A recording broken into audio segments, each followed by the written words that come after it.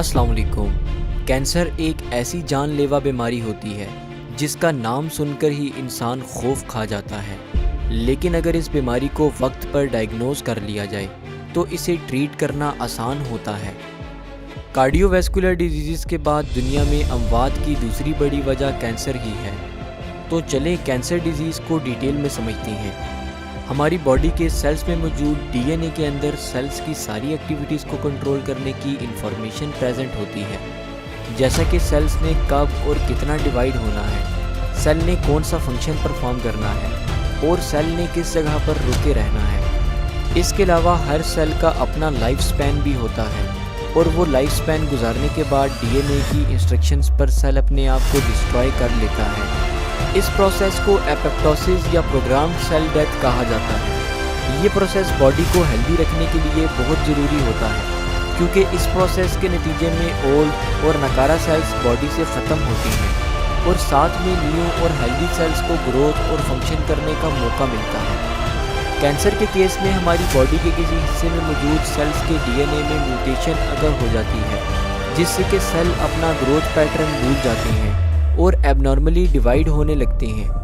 Cancerous cells अब apoptosis के ज़रिए ख़ुद को डिस्ट्रॉय नहीं करते, बल्कि अपनी नंबरिंग इंक्रीज़ करते जाते हैं।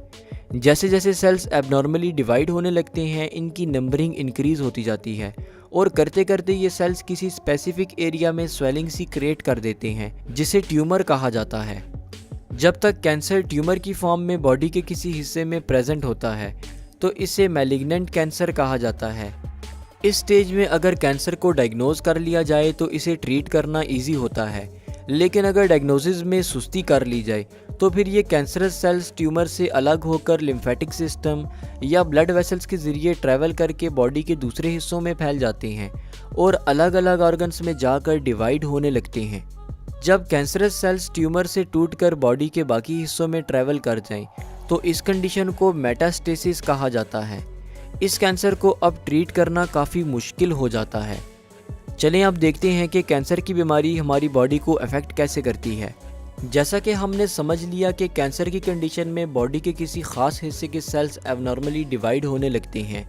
अब जैसे जैसे ये सेल्स अपनी नंबरिंग इंक्रीज़ करते हैं, वैसे वैसे बॉडी में मौजूद हेल्दी सेल्स के लिए अपना नॉर्मल फंक्शन परफॉर्म करना मुश्किल हो जाता है।